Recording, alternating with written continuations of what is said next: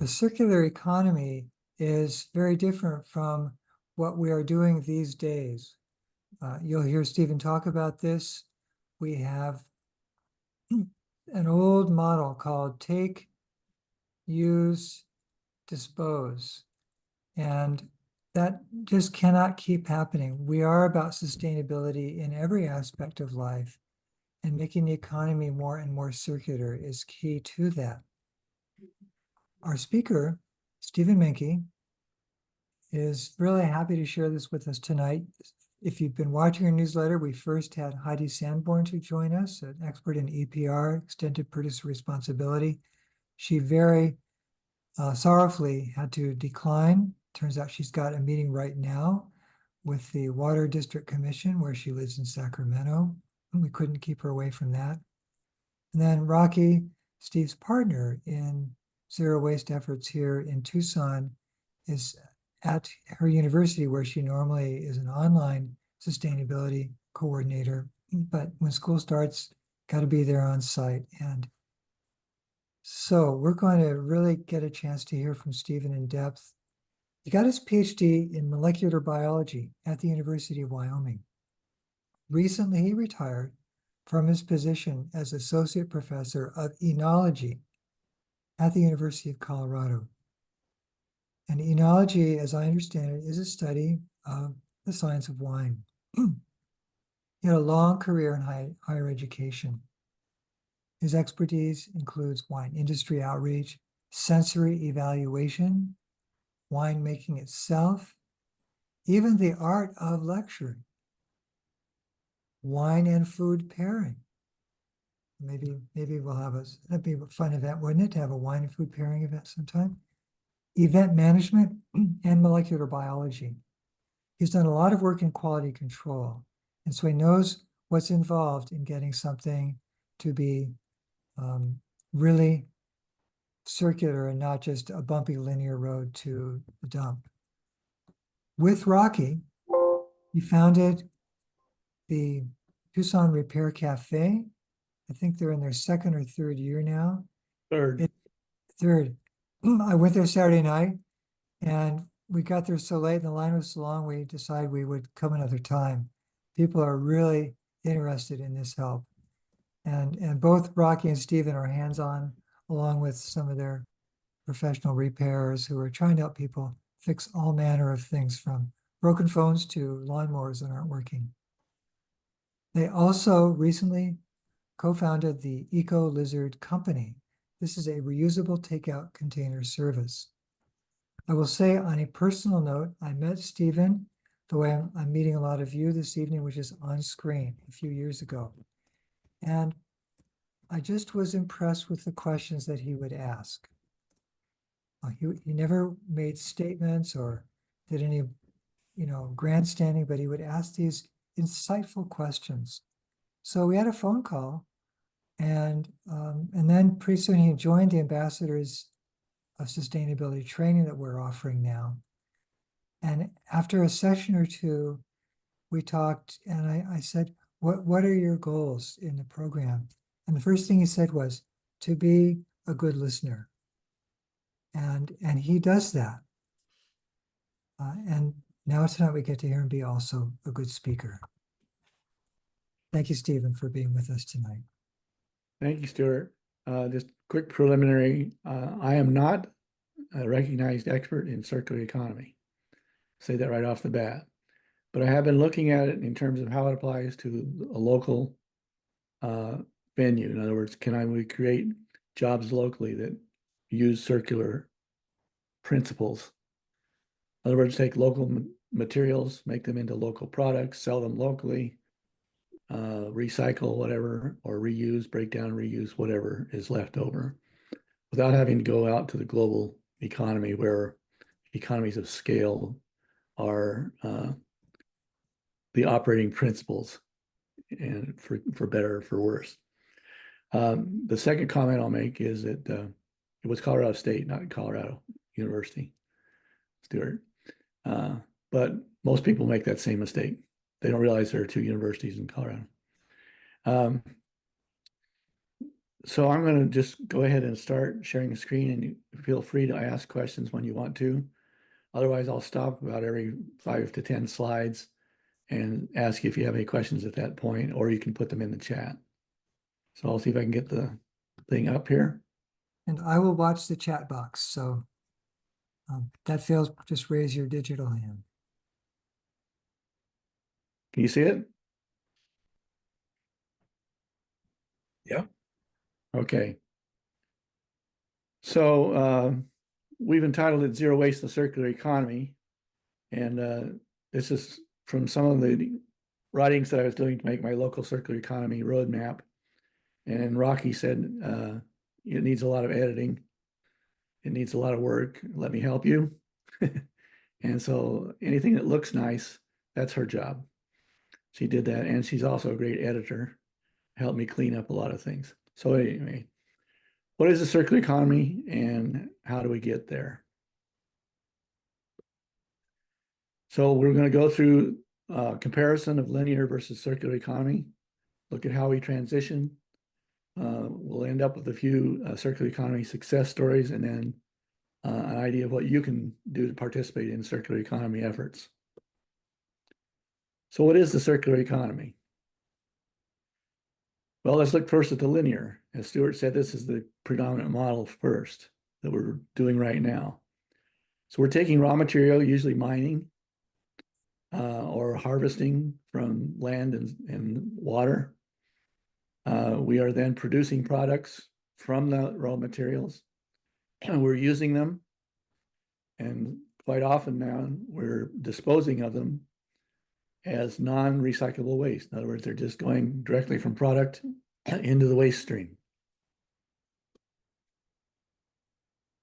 What's happening now is, since the idea of recycling has become more in vogue, we have what we call a reuse economy, which is more of a transition economy from linear to circular, where we have the raw materials are coming out from the same sources. We're doing the production. Some of it we're reusing and throwing down away right away. Others of it we're trying to recycle back to either new products or back to the raw material to make new products. That back to existing products often involves what we call upgrading or repurposing. What are the problems with this model? Everybody thinks recycling is great. Let's just do it. We'll save a lot of money. We'll save CO2. Unfortunately, it doesn't work quite that well. It's sort of a partial solution that really doesn't end up being much of a solution at all. So why is this? It requires work, energy, and money to convert those products back to simple inputs or to repurpose them. What we found as this is happening is that very little of the CO2 reduction we're looking for happens, especially for plastic or layered packaging, to be recycled. It requires separation, decomposition, decontamination of whatever we're recycling. And we're finding also that there's resistance to change. So systematic changes to what is now a single stream collection of waste into a multi-stream collection of waste face a lot of resistance, especially from the people who are in charge of actually doing that separation. The other problem is that those repurposed materials already have original carbon cost put into them. And we're not really recovering that by getting them back to their original materials that they were made from. We are delaying it. So that CO2 release is delayed.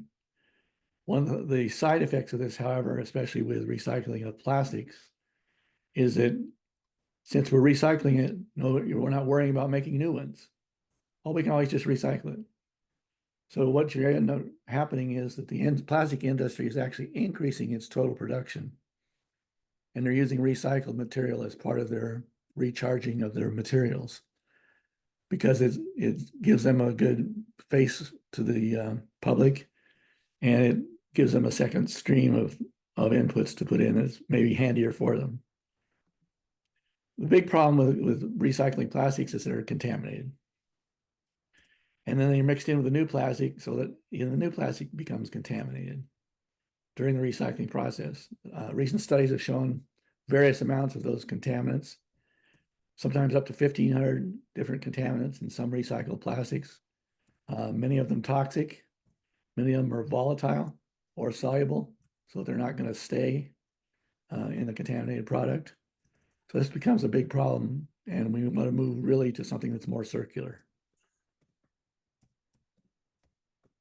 Just to give you an idea of the cost, carbon cost of the current reuse/linear economy, about 55% of the CO2 released is coming from energy, which the production economy also uses, as well as the energy used just for all of our other needs.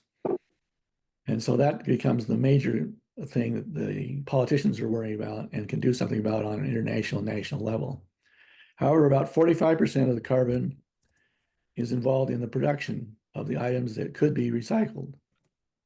So this carbon comes from the sourcing, that is the mining, production, the use of it, and then the waste of it is post-consumer products and food waste.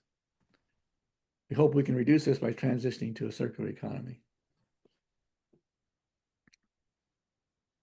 So this circular economy, this 45%, is supposed to be phased in according to the Paris Accords to be by 2050, try and reduce that 45% of the circular economy usage down to as close to zero as we can. And the same thing with the 55% of the energy. So what does this cost us currently? So we're throwing away a lot of stuff into the waste stream.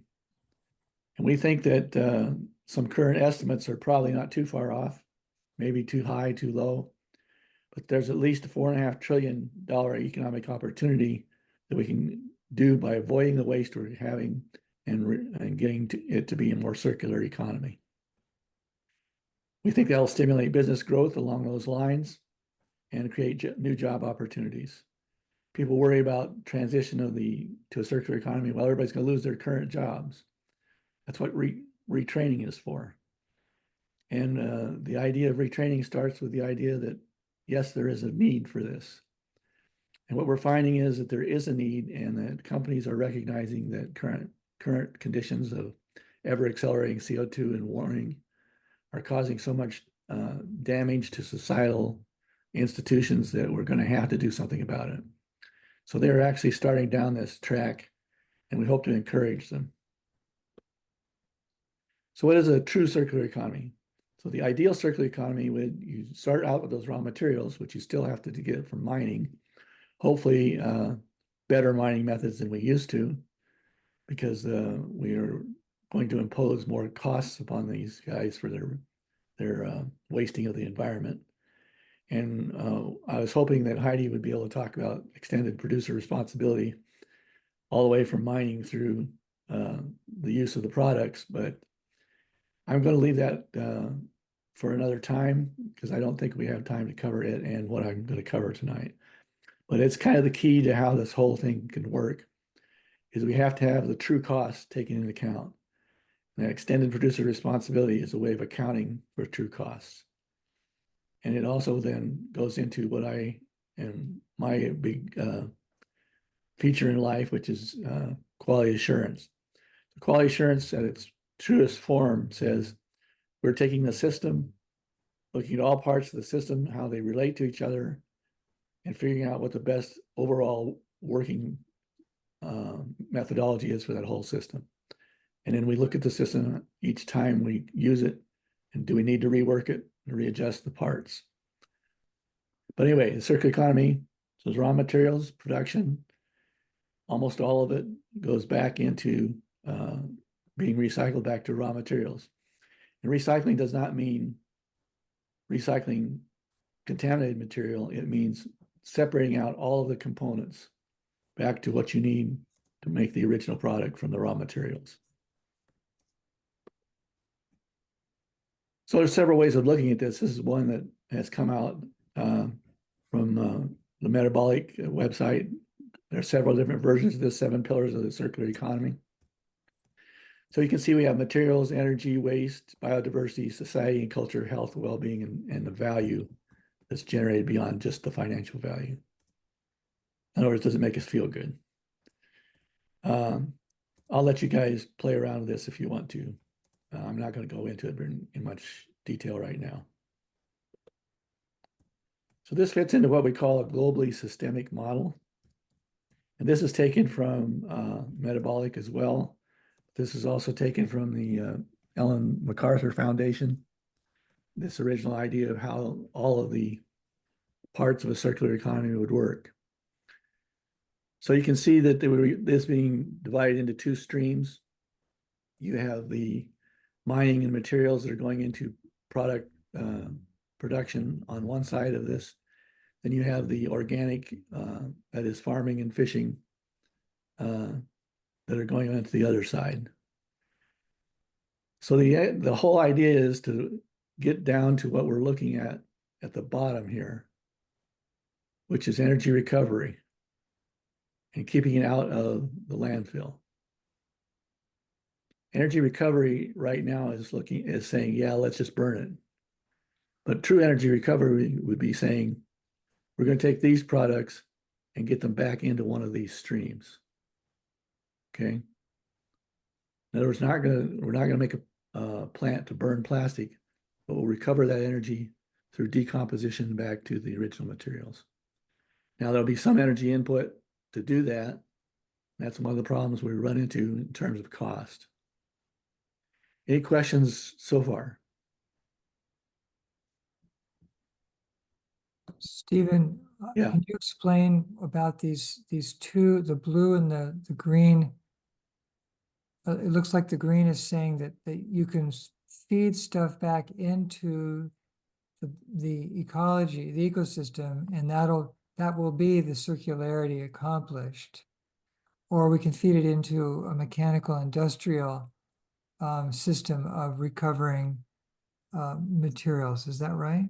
Yeah, that's right. So what you would hope is that everything goes back into the biosphere, but a lot of the products are not going to go back in.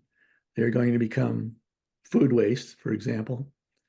So what we hope then is that in the farming, we will use up a lot of that waste as organic material for farming, or we will collect it and use it to go back into, it goes back into parts manufacture, but essentially that would mean other agricultural products or food products that would go into. So for example, if you have waste material that is composted, that compost can go back into the farm, or it can be collected and used as compost in terms for making gardening compost mix, or for nurseries, or for whatever.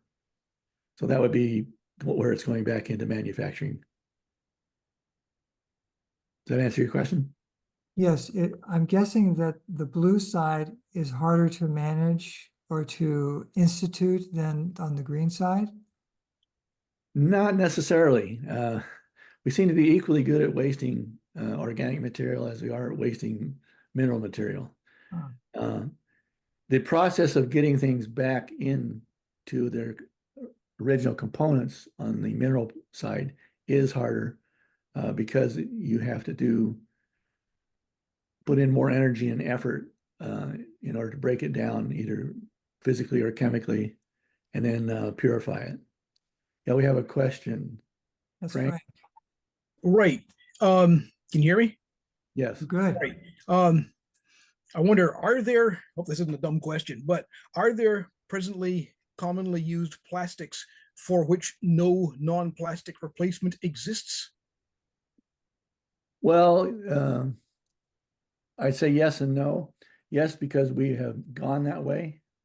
So in the medical field, especially in surgical medicine, Okay. there are some products that cannot be made out of anything other than plastic sources. So for example, your heart monitor needs a plastic disc to place it in so that the wires will stay in place. If you have now the medical field for purposes of stopping disease transmission uses disposable plastic instead of reusable syringes, for example, and pipettes and all that sort of stuff. We think some of that can be reversed.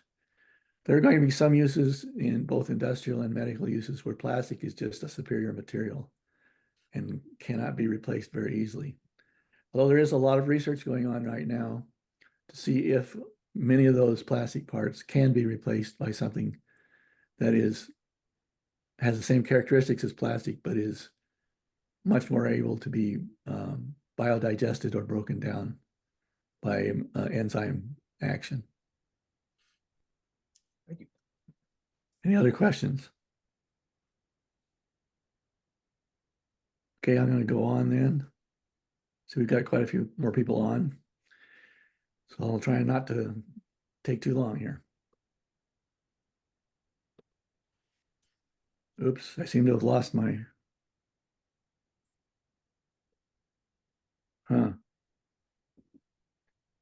It's not advancing.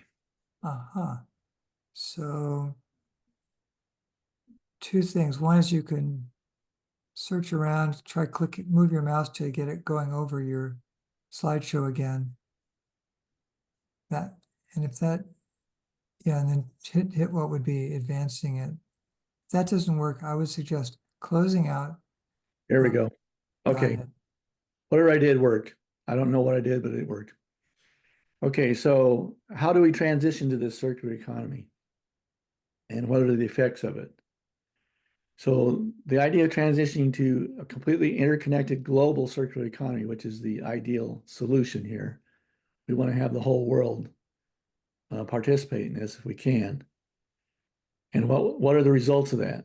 So first result is we reduce environmental waste. That includes CO2. By making these waste into circular products, and we get a lot longer use for them. So we make less if we use them longer. That's the first way to reduce environmental waste, is don't make so much of it.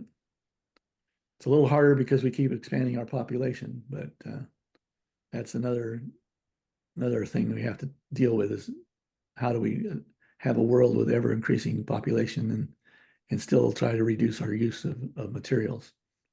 Hard problem. But we can help that by making these waste products back into the original materials and use them again to make more products. So if we reduce the warming by having reusable energy, that will also affect the circular economy because it'll make it cheaper to make circular products.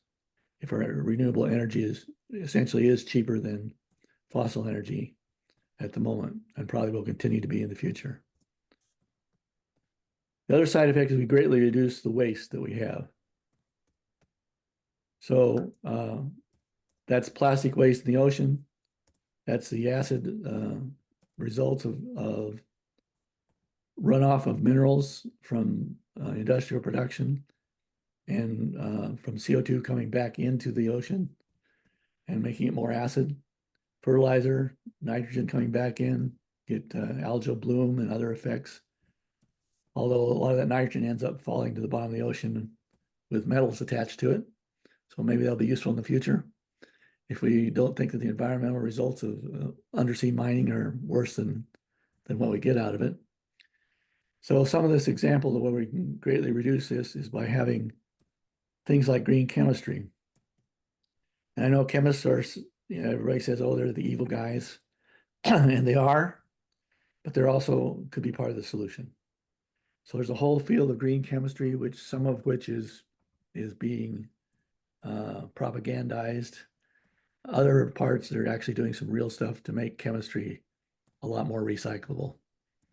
Regenerative agriculture is another attempt to keep the materials that are in the farming and ranching area in that soil rather than exporting them out, all of them. This involves animal and plant agriculture together with a minimum of cultivation. What this does is you start building up organic matter in the soil, which eventually gives you better moisture retention and gives you better fertility. We think that enhancing the ecosystem resilience by making sure that we're not destroying it in order to get our products. In other words, using circular methods to get these original materials back instead of going out and wasting the environment to get new one. Will actually enhance our biodiversity. And we know that biodiversity is very important in terms of two things. One is Mother Nature has solutions for almost everything we need. Sometimes we just have to find them. And the less biodiverse we have nature because of our practices that are harming it, the less ability we have to bring ourselves into more compliance with better products. And the last thing is once you get the air quality down and you get the waste problem solved from being sitting in the water in the ocean, human health will be better. Environmental justice will be more prevalent. Social equity will be better. And hopefully the wealth will be distributed better in locally economic ways. Anybody have questions about this transition benefits? Hey, Stephen, Wanda Yeah. here. So I'm thinking as you're laying this out and describing it, I'm just wondering about, we're not starting from like a level playing field and then we can take these steps and work on them and implement them. It seems to me that there's so much remedial stuff that has to be done, that there's such intense destruction of rainforests and pollution in the ocean and species that are being killed off.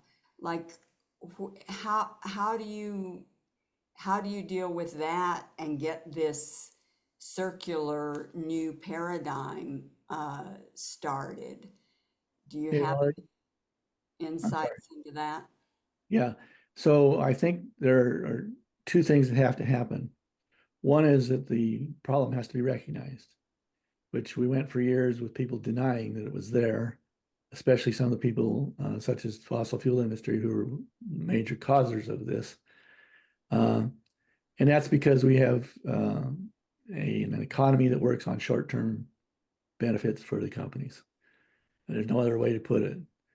If they demand results quickly, they're not going to care about the long term. So circular economy, by its nature, demands long-term commitment. So we hope that'll result in a lot of change. The second part is that we're starting to see effects of the global warming that are currently bothering us. More intense storms, more dealing with waste in the ocean and having it affect all of our fishing stocks, contamination of microplastics almost everywhere, et cetera, et cetera. And people are saying, you know what? Maybe the costs of our system are not beneficial, the amount of revenue we're getting out of it. Maybe we have more important things besides revenue. And if we want future revenue, we better solve these problems. So my idea is that you work from within. So I look upon local circular economy efforts as the equivalent of a secret agent intelligence person in the business community. I don't know if that answers your question totally, but I think the education comes first, and the realization that people in the current system will benefit from changes in the system. Those two ideas have to get across. And do you get a sense that locally there are people who even know about this, understand it, would be willing to work to put it into effect? I think so, but I think they need the demonstrations. That's why Rocky and I started Repair Cafe and the takeout reuse service. They're not perfect solutions. They're not really totally circular. They at least cut down on the waste, and they give the idea that we can make products last longer. And then eventually on our takeout reuse, we hope to then take our own containers, break them down into the components that we need to remake them, and that way avoid that cycle of waste at that point. And there are people that are are say they're into it and who want to demonstrate it, but oftentimes they're not sure where to start. So that's what we hope to have by having some examples. And there are a lot of other examples, compost cats, for example. We'll talk about some of these examples later on in the presentation. So I Thank think you. I'm going to move on if you don't mind. Thanks. Stephen, we've got a question from Paula. Uh-huh. Yes. It's more from me. The problem as I see it,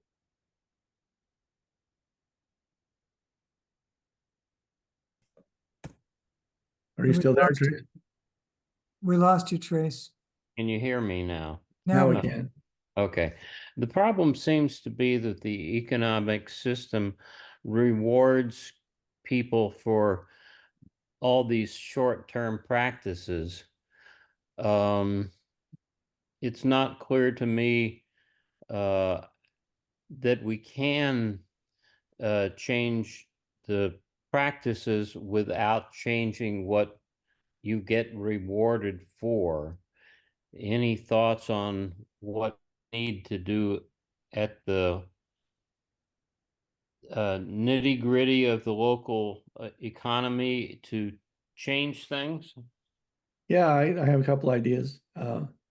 One is that you first, I think, the idea of quality assurance is already baked into companies. Most of them are just not using it properly. So when you have quality assurance, what you're doing is you're saying, what are our inputs? What are our outputs? What are our methodologies that we're using to use our inputs to make the outputs? What are we doing with the outputs?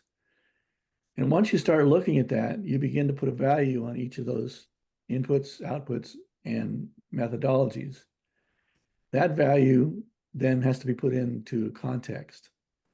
So is it the context of a short-term benefit, or is it in the context of a long-term company survival? And as you're noting, right now we care a little about company survival and more about short-term profits. However, what's happening in the world at large is we see the results of that. And I think the pandemic supply chain disruption was a pretty good wake-up call for a lot of companies. They're looking at saying, well, how do we avoid that? And we avoid that by going back and looking at our quality assurance methodologies. So I have some hope. And I think on a local level, I got a Zoom meeting going on. it's a little harder on the local level because your examples are not as publicized. But we find quite a bit of it. So I look at the native agriculture farm. They're trying to do everything in a circular manner and regenerative manner. And they're trying to make it socially benefits the people who are using it, as well as the rest of the city of Tucson and surroundings. So I think there are a lot of things that are going on quietly. I was encouraged to hear too, on a more global level, recently a talk by someone who looks at CO2 banks in the ocean.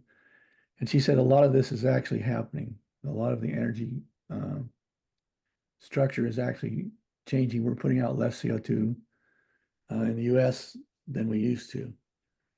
Worldwide, it hasn't changed enough yet, but it looks like it's heading in that direction.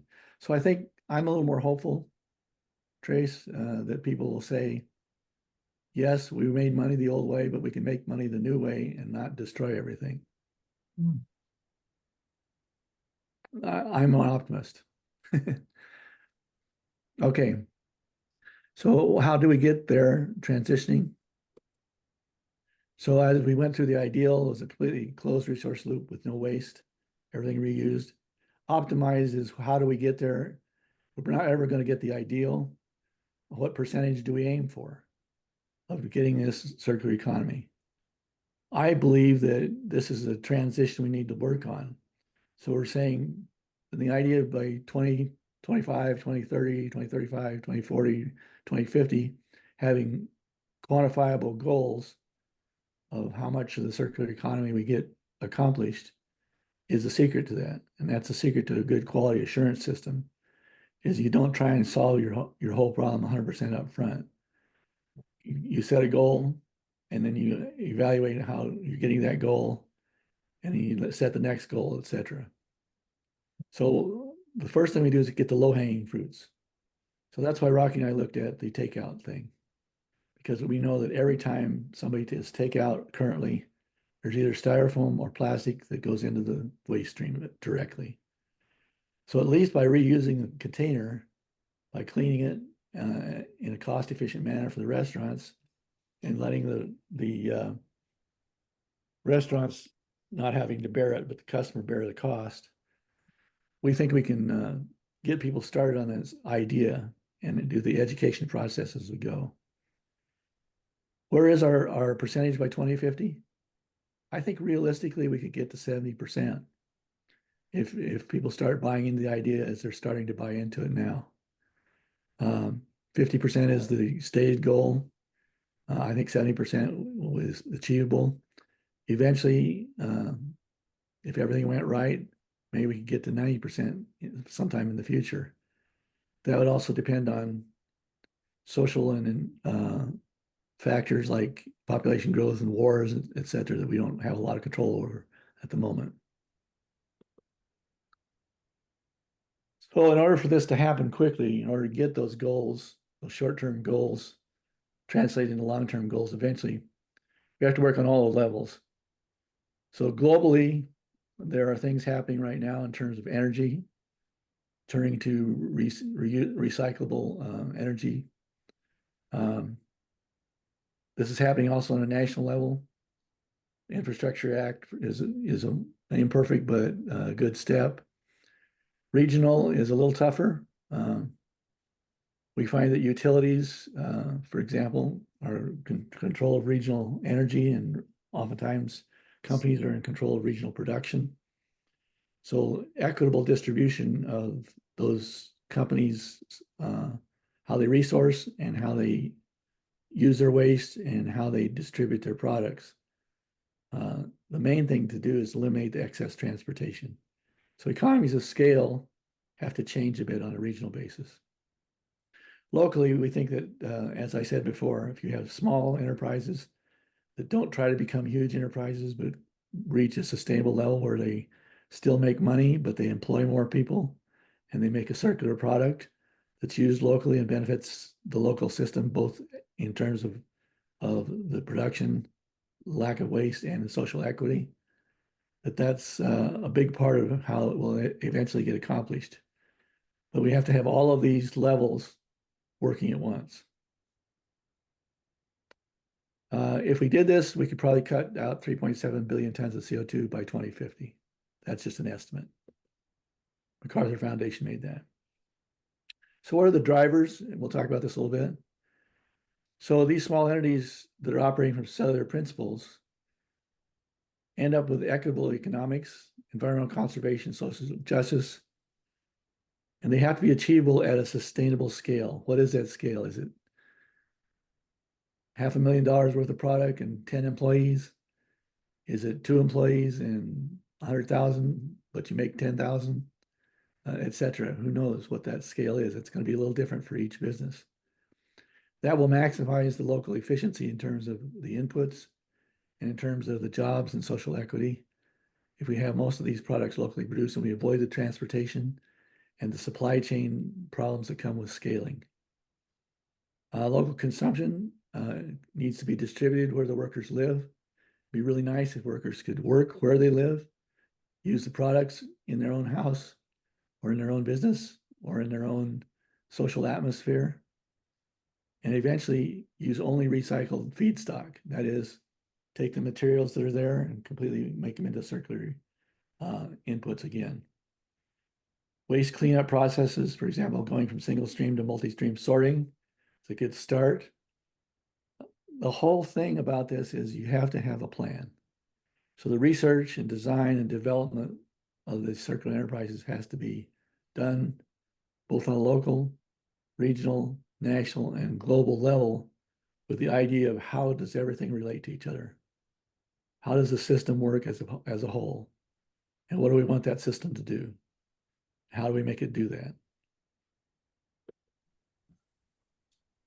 Hello? So Sustainable Tucson is involved in this. So this is part of what we look at as educational outreach, Sustainable Tucson itself. And this communication, we think, is helping.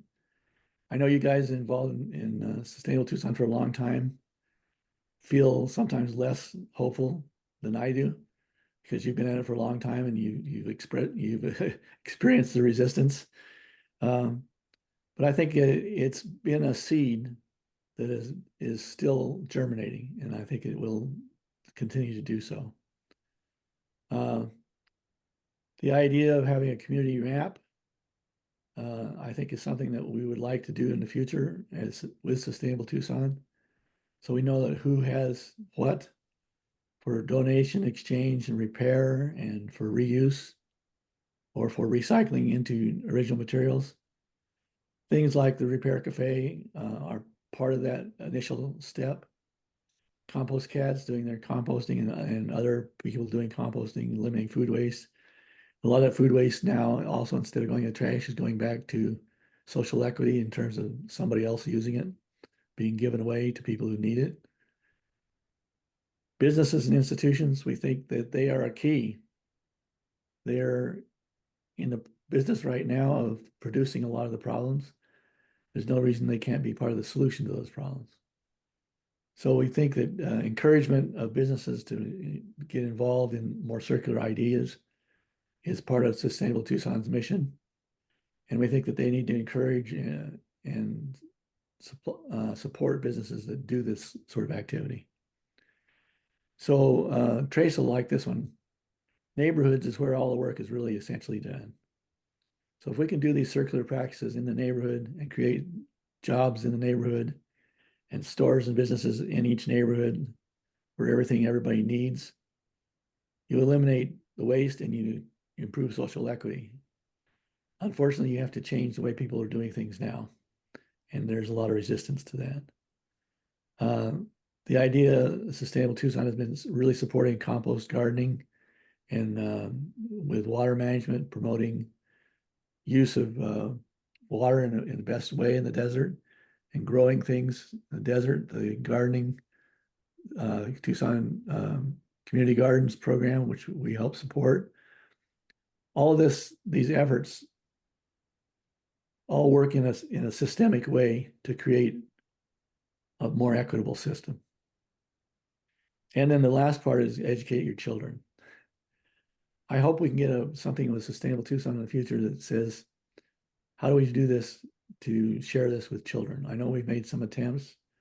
We're at least on the college level now. It'd be nice to get into high school and elementary a little bit more. But those things are coming. Those kids are actually leading the way. They're saying, hey, we think there's a problem. What are you guys going to do about it? And right now we're saying, you got any ideas? Kids will come up with great ideas if we just let them. So the other kind of thing for helping the transition is to host events that support zero waste and vote for policies supporting zero waste and circular economies. For example, putting pressure on the legislature and the Corporation Commission to be more reusable in terms of their ideas and their energies production. So what's in our way? We've talked about it, vested in economic interest. I call it rampant late stage capitalism, which is a loaded term, but I'm going to use it anyway. And a part of that is the fossil fuel economy that we've allowed to take control of us over the last 100 years because it's been easy for us. We are at fault as well. It's not just the business world or the fossil fuels. We've bought into that system. Some of it we didn't understand all the consequences, but some of it was just saying, hey, I like everything being easier. I don't care about waste. I want easy. Second thing is population growth. We've faced population growth questions for centuries, and even more so in the last century. So there was a famous projection that we would outgrow our resources in the 70s. Well, the Green Revolution helped avoid that starvation, but we're still using up resources faster and faster, and we're running out of it. As was pointed out, forest deforestation, not just deforestation, but savanna station or grassland use as well. And the ocean is getting more and more used up in terms of its ability to produce and the waste that's going into it. So at some point, we have to put a brake on how many people we can realistically have on this planet. Part of that solution is making sure that everybody has enough for their needs, but not necessarily everything they have need for their wants. I know that's a hard thing to sell. Inertia is the last thing, and we just kind of alluded to that right now. How fast can you change? I read someplace a long time ago that revolutions don't happen from the top, they happen from the bottom. So I think that we don't realize changes that are happening until they happen sometimes. And I'm hopeful that the grassroots efforts that are going on now will bear fruit fairly soon. And then this is going to disrupt the old system and put a new one in place. How fast and how big can we make that disruption? And that gets to policy. That's why we have to work on all these levels, including national and international, but start from the local. So some examples. How am I doing on time here? Stephen, I Yes. thought it might be good to make sure Frank had a question. I want to make sure that wasn't lost. Okay, go ahead. Right. Am I on? Yes. Yeah, okay. Sort of responding to everything that you've said, but particularly from Wanda's question and the fellow at ST Zoom account, his question. Before the Industrial Revolution, say 1780, we didn't know about plastics, but we sure did know about profiteering, which distorts the will of the people, right? And Yes. distorts usage of resources. Go back and read the Constitution, read all the laws that were actually ratified, read the Federalist Papers. You know, the authors of our Constitution are in solidarity with us. They kind of knew this could happen. I think that's an important point. Lots of people forget it about that. But yeah, constitutional law is on our side if we will but read it and find out the details and find out all the parts that have been suppressed. And there are a few of them. Yes, I agree with you. And the constitutional people, as imperfect as they were in their own lives, came up with a pretty good document. And it said, what you have to remember is, what was it in response to? It was in response to tyranny by King George III, saying, hey, you are our slaves in the colony there, and you'll do what we tell you to do. So I look at crisis as the birth of revolutions. And I think that climate crisis is happening now. People realize it. And I think the revolution has started. Can we hurry it along? One of the ways we can hurry it along is to convince people that the short-term benefits they think they're getting are not as great as they think, because they're being negated by long-term detriments. The second thing is, how do you participate in this new economy? Can we make sure that you know that you can have a place in it that you'll feel good about? And Sustainable Tucson is in the education process of doing that, I think, as well as a lot of other people. Thank you. Yeah. So one example, we talked about a repair cafe. This is Pete, one of our best repairers. He did this in France as well. And Pete is just a whiz at finding things on the internet, translating them into where to find parts and where to find methodologies for repair, etc. All of our repairers are great. A lot of them are retired engineers. Some of them are just people who like to repair things, and they're willing to give their time. It's a great organization. Where does this fit into? If you look down here at this little wrench on this panel, this is where the repair cafe fits in. for repairing and reusing. It might fit into this. Maybe we can take some of these products and maintain them so that the service provider can service them again. For example, reuse and repair now, Apple has agreed, or other companies also has agreed to let you fix your own stuff if you do it according to their methodologies, and they will then allow your products to be returned to them for credit or resale. So right now, this is a little old. Let's say repaired over 500 items. It's actually a lot more than that now, probably double that now. And we've had a great response, both from the volunteers and the community. And the great thing about this is a lot of people, especially when we're busy like we were the other night, Stuart, we're having to rely on people to help us fix their own stuff. And it's a little slower, but the education process is good and it educates us as well. An example I talked about, a reusable takeout with EcoLizard. And it reduces waste every time somebody has a meal. We're saving a little bit of waste. And we think this is an example of how we can make a practical example that's attainable for businesses locally and community members to use. Eventually, as I said, we'd like to be able to take these containers once they reach the end of their life, which may be anywhere from 50 to a couple hundred uses. We hope then that we can turn them back, decompose them to their original components, and make them again. So we're looking at an optimal solution here versus an ideal solution, but it's on the path to the ideal. And to kind of recoup our idea, this is our ideal we'd love to get to. One of the ways we do food waste is the compost cats. So this is a greenhouse that's using composted materials to grow produce for sale.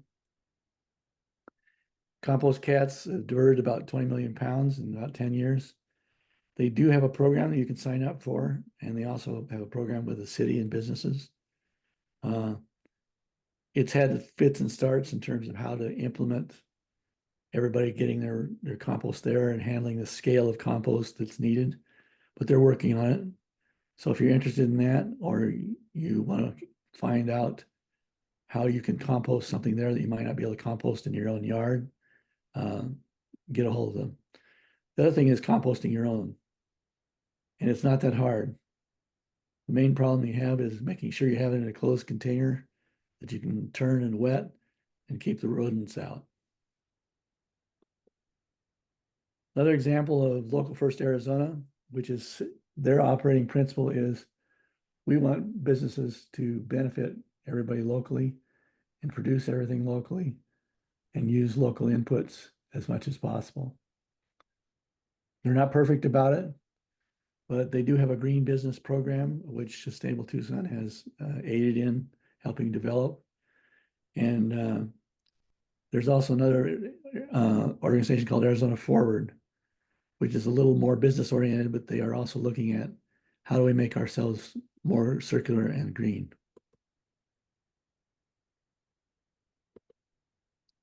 So the example of a country that's doing it, Finland has said, yeah, we're going to commit to circular economy. They have a roadmap and they are following it. So far, they're on track with their 2025 goals. They think they're on track, maybe ahead of their 2030 goals, and hopefully way ahead on their goals for 2050. They also are in the education business. They organized the World Circular Economy Forum with other international and national organizations, including the UN, including places like the MacArthur Foundation, etc., and a number of different governments. They have a yearly and sometimes bi-yearly conference called Citra. And that's, if you're very interested in that, I would go to Citra or Circular Economy, World Circular Economy Forum, and look it up and find out where you want to go or where you want to participate in virtually. They do a great virtual program. Okay, so that's kind of all I wanted to talk about. And I realized we didn't talk about expanded producer responsibility, which I think is the key to having this happen. And education on extended producer responsibility is necessary. And I was hoping that Heidi would cover that. maybe we can cover it again at some future session. Thank you, Question Steve. for however much time we have left. Yeah, that's great. And we're hoping we'll find a time when Heidi can join us for sure. But this is quite a lot you've presented. Hope others will have some questions. I'm curious, you were talking about things that can be done at the local level. Would you like to comment on 4 initiatives or programs that are quite active here in Tucson? One is Free Cycle, other is Goodwill, another is Habitat Tucson, and the last is Local First Arizona. And you might, you might want to choose 1 or 2 of those, but I'd love to see how you think about those working into this circular economy. Well, I think they all point toward the circular economy, but they're not totally circular, any of them, but they are in that direction. So Free Cycle, I'm not as familiar with as you are. I think that's a great idea. Habitat for Humanity definitely has a social equity focus, and I think it works really well. I've given stuff to them to reuse and have seen where it's being reused, and that's good. Local First Arizona, I'm actually a member now, and Eco Lizard is a member. So we're trying to work within that system. And first of all, get our product so that restaurants will want to use it. And then spread the idea that takeout either needs to be minimized or made less wasteful in the business model. So that's what was the 4th one, Stuart? Well, let's see. I mentioned Goodwill also. Oh, Goodwill, yes. And I was when I was in the Tucson Verde Rotary Club, I was in contact with one of the officers in that organization, and she said that they are committed to their model. They're probably not going to change it much to make it any more circular than it already is. So eventually their model is, reuse, and things that aren't immediately reusable, they are just basically tossing. They do have a shop where they can repair some things, but it's not a big part of their operation. So I think the idea that those things get reused on a larger scale is great for the local economy, and it's great for social equity because it's cheaper than buying them new. But it's not, it's sort of an interim solution, as with all of these others that so far are sort of interim solutions. Until we get to remanufacturing from the products, we're not going to be truly into a circular economy. And that takes processes that are being developed now, but are not ready to go yet. I get a lot of chemical industry papers that I read over every day. And some of them I transfer on to some of you guys. But there's a lot of work going on. Some of it's going down rabbit holes. I think a lot of it is going to be productive. It's especially with battery technology, with using bacterial enzymes for reduction of materials back into their basic components. I think will play a big part in the future circularity of a lot of things we do. Stephen, I'm afraid my mind flew for a moment and you said this is the most important thing we need to do. I wonder if you would cover what that was that you said. Oh, well, I think the most important thing we need to do is get everybody into this idea of local reuse and circular products if we can. And that's the education process that has to go on. Okay. I'm not sure if that's what I said or whether it was something else. Everything's the most important. Right. Okay. That's the quality assurance guy in me. There's no Yes. component that's not the most important in its own place. Say that again, the quality assurance paradigm? There's no component of the system that is not the most important in its place. You mentioned habitat in connection with reuse, and I think we want to make sure everyone realizes it's the Habitat's Habit Store, which is a great place to donate building materials, and furniture, and it's a great place to get used building materials and reuse those, or furniture. I've seen great desks, sewing machines. It's a wonderful place to do some shopping if you need something for the home. My question was, earlier, I think in response to Trace's question, you mentioned an example of a farm that was operating with circular principles, and I didn't quite catch. Well, I always have trouble remembering the name, Paula. It's out on the San Javier del Bac farm. It's a Oh, native operation. And they are converting their sort of used up soil back into useful soil structure again. And a lot oh, of it is by producing native crops that are recycled in much the way that they were originally, uh-huh. as much as possible. And then they're sustained partially by grants still, but mostly by selling their products. They're advertised as native products, and they also have a compost facility that they're using to supply their materials, and they are looking at a high temperature composting. And there's another outfit that does high temperature composting. Again, names escape me. I can look them up for you and try and get them to you. Okay. High temperature composting, for those of you who don't realize, is what you need to break down what they call compostable products that actually have some plastic in them. You need 160 degrees and lots of oxygen, which is a little different than most composting that's done in your backyard or in the city at the moment. Thanks. Any other questions? I think you'd probably get into announcement time here. Let's Well- give them, Stephen, could you perhaps say, is there anything in the way of perhaps policy steps that we might look into, encourage working with either city, county officials, or one or more of our state legislators to try and move locally or regionally and more in the direction of a circular economy? Yeah, And- I think we already have some people that we can directly use.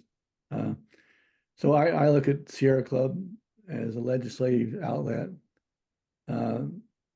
Sandy Barr is there all the time and putting pressure on the legislators, not always too successfully, but what she really needs is more groundswell support to help with her legislative efforts, I think. The other thing I think we can do is vote. Go back in and look at the records of people and see what kind of policies they promote. I can tell you most of the legislative control right now does not really give a damn about circular economy, as far as I can see. So maybe we need to elect some new people. The other thing is the Corporation Commission vote. We have several commissioners that were appointed recently that have decided to scale back on renewables. And we have some commissioners coming up for replacement, or they have to run again. And there are 2 or 3 candidates that are much more friendly toward renewable policies. So I would look at those candidates and evaluate what you think of them, and go out and vote for the Corporation Commission for the ones you think are going to help the environment better, go more circular. I know those are political things. In terms of what you do every day, that a waste audit that was done, I think is a great idea. I wish more people had done it. I think it was a good idea, but it was maybe a little too complicated for easy use. But I'm not sure exactly how to change it. So I've talked to Donna about it, but we haven't reached a conclusion. So I think there are a lot of things going on already within the sphere of Sustainable Tucson members. And we don't always communicate with each other as well as we should about them. But they are happening in a general sense. People are seeing that. I've had quite a few people say when where'd you get the idea for it, from Repair Cafe or Ecological? I say, oh, well, we got that idea in Sustainable Tucson. I say, oh yeah, I've heard of them. What exactly do they do? So I think in general, your name is out there, but maybe not the picture of what all the things you do are.